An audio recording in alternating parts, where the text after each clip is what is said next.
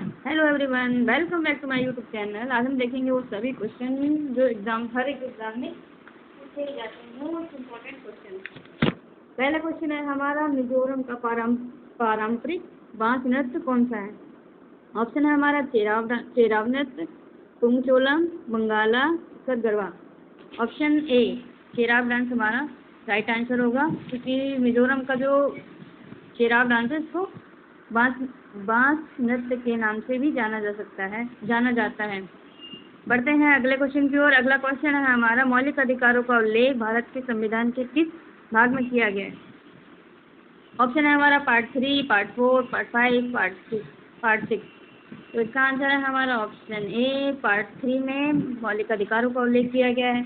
अगर option B part 4 की बात करें तो पार्ट 4 में हमारा डीपीएससी की बात की गई है। पार्ट 5 में हमारे संघ यानी यूनियन की बात की गई है। पार्ट पार्ट 6 की बात करें तो हमारे इसमें राज्य की बात की गई है। बट है नेक्स्ट क्वेश्चन की ओर। नेक्स्ट क्वेश्चन है हमारा, भारत के वायसराय लॉर्ड कर्जन ने बंगाल विभाजन की घोषणा कब की थी?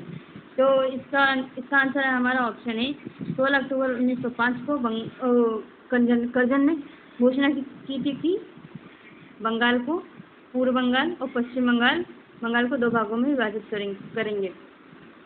ऑप्शन सी की बात करें 26 नवंबर 1949 को हमारा संविधान बन के तैयार हुआ तो संविधान सभा द्वारा अपनाया गया था। ऑप्शन डी की बात करें 26 जनवरी 1950 को हमारा संविधान लागू किया गया था, जिससे हमारा भारत गणतंत्र घोषित हुआ था। अगला क्वेश्चन है हमारा, संयुक्त राष्ट्र परिषद में स्थायी सदस्यों की संख्या यानी परमानेंट सदस्य देश कौन कौन से हैं? तो ऑप्शन ए है हमारा यूएसए, यूएई, रसिया, चाइना, फ्रांस। ऑप्शन बी है हमारा यूएसए, यूके, रसिया, फ्रांस, कनाडा। ऑप्शन सी है हमारा ब्राजील, यूके, रसिया, चाइना, फ्रांस। ऑप्शन डी है हमारा रसिया, यूके, यूएसए, चाइना, फ्रांस। तो इसका आंसर है हमारा ऑप्शन डी। ये यूएन संयुक्त राष्ट्र सिक्योरिटी काउंसिल में यानी यूनाइटेड नेशंस सिक्योरिटी काउंसिल में ये परमानेंट मेंबर हैं, जो कि ये वीटो पावर का इस्तेमाल कर सकते हैं। अब अगले क्वेश्चन को बढ़ते हैं, जो कि क्वेश्चन 5 में कहा गया है 1932 में यानी 24 सितंबर 1932 को पूना पैक्ट किन के बीच हुआ था? महात्मा गांधी और किन के बीच हुआ था? ऑप्शन ए है हमारा Lala Lajpat Rai, B R Ambedkar, C Subhash Chandra Bose. Option D है हमारा जवाहरलाल नेहरू। तो इसका आंसर है हमारा बी आर अम्बेडकर। 1932 में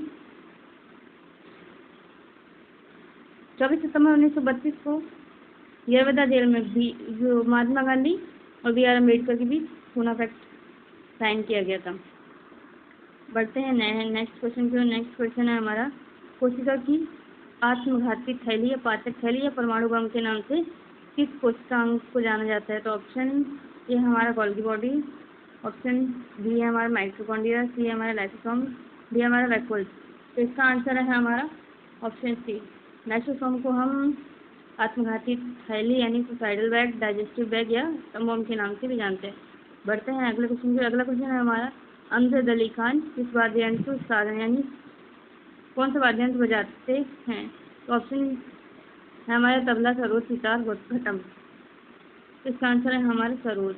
अमजद अली खान सरोद के सम्राट, सरोद वादक है। अमजद अली खान को पद्म विभूषण 2001 में मिला था। इनके 2 बेटे हैं, अयान खान और अमान खान, दोनों ही सरोद बजाते हैं। इनका अगर घराने की बात करें अमजद अली खान, तो ये किराना घराने से संबंधित है। बढ़ते हैं अगले क्वेश्चन की ओर। अगला क्वेश्चन है, गैल्वेनाइजेशन की प्रक्रिया में लोहे पर क्या जमा करते हैं? मतलब लोहे को जंग से बचाने के लिए गैल्वेनाइजेशन करते हैं, उसमें हम किसकी परत चढ़ाते हैं? ऑप्शन ए हमारा राइट है जिंक की कोटिंग करते हैं आयरन पे, ताकि वो जंग ना लगे उसका। और क्वेश्चन नंबर 7 है हमारा, उस्ताद अल्लाह रखा कुरैशी, जिन्हें अल्लाह रखा के नाम से भी जाना जाता है, किस संगीत वाद्ययंत्र से जुड़े हुए थे? इसका आंसर है हमारा तबला वादक। अल्लाह रखा कुरैशी यानी अल्लाह रखा खान, इनसे तो हम सभी पढ़ते हैं जो कि तबला बजाते हैं। बढ़ते हैं अगले क्वेश्चन की ओर। अगला क्वेश्चन है हमारा, उपन्यास गॉड ऑफ स्मॉल थिंग्स किस उपन्यासकार की रचना है? अरुंधति रॉय, सलमान रश्दी, चेतन भगत और शशि थरूर। तो ये तो हम सभी जानते हैं, God of small things Arundhati Roy की बुक है। ऑप्शन ए हमारा राइट आंसर है। सलमान रश्दी की अभी करंट में ही एक बुक आई हुई है, नाइस करके।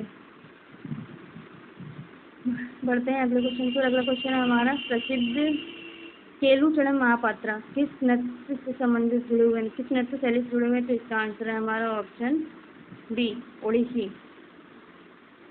और एक बात का हम ध्यान रखेंगे, महापात्रा जिसके भी सरनेम में लगा होगा वो हमारे सारे उड़ीसी ही डांसर होंगे। बढ़ते हैं अगले क्वेश्चन की ओर। अगला क्वेश्चन है हमारा, भारत के किस राज्य की तटरेखा सबसे लंबी है? इसका आंसर है हमारा ऑप्शन ए, गुजरात। गुजरात की तटरेखा सबसे लंबी है, जो कि है 1600 किलोमीटर। बात करें सबसे कम की तो वह हमारा गोवा, जिसकी केवल 160 किलोमीटर लगती है।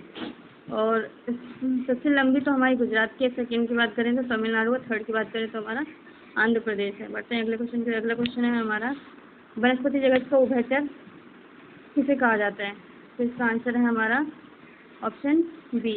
ऑप्शन बी हमारा राइट आंसर है। ब्रायोफाइटा को वनस्पति जगत का उभयचर कहा जाता है, जो कि जल और थल यानी पानी में और जमीन पे भी मिलते हैं। थैलोफाइटा वो होते हैं जिनकी पत्ती जड़ कुछ पहचान में नहीं आती, सिर्फ पानी में ही होते हैं। जिम्नोस्पर्म वे होते हैं जिनके बीज नग्न होते हैं, बीजों के ऊपर कोई कवर नहीं होता। एंजियोस्पर्म वो आते हैं जिनके बीजों के ऊपर कवर होता है, जैसे हमारे सेब हो गए, बाकी ये सारे इनके बीजों के ऊपर कवर होता है, तो ये एंजियोस्पर्म में आते हैं। बढ़ते हैं अगले क्वेश्चन की ओर। अगला क्वेश्चन है हमारा, विक्रमशिला विश्वविद्यालय की स्थापना किसने की तथा नालंदा विश्वविद्यालय का पुनरुद्धार किसने किया? ऑप्शन है हमारा धर्मपाल, गोपाल कनिष्क या चंद्रगुप्त मौर्य। तो इसका आंसर है हमारा ऑप्शन ए, धर्मपाल। धर्मपाल ने विक्रमशिला विश्वविद्यालय का स्थापना किया और नालंदा विश्वविद्यालय का पुनरुद्धार किया था। जबकि गोपाल की बात करें तो गोपाल हमारे पाल वंश के संस्थापक थे। कनिष्क की ऑप्शन सी, कनिष्क की बात करें तो हमारे कुषाण वंश के शासक थे। ऑप्शन डी की बात करें चंद्रगुप्त मौर्य, तो चंद्रगुप्त मौर्य हमारे मौर्य वंश के संस्थापक थे, जो कि चाणक्य की सहायता से राजगद्दी पर बैठे थे। बढ़ते हैं अगले क्वेश्चन और अगले और लास्ट क्वेश्चन की ओर, जो हमारे स्कर्वी रोग किस विटामिन की कमी से होता है? स्कर्वी रोग हमारे विटामिन सी की कमी से होता है। विटामिन सी को हम स्कॉर्बिक एसिड के नाम से भी जानते हैं। ऑप्शन बी हमारा राइट आंसर है। विटामिन ए की बात करें, विटामिन ए का रासायनिक नाम है रेटिनॉल है। सी कमी से वो आपको अच्छा लगे तो हमारे चैनल को सपोर्ट कर सकते हैं। Thank you so much watching for my video. मिलते हैं अगले वीडियो में जल्दी ही। मैं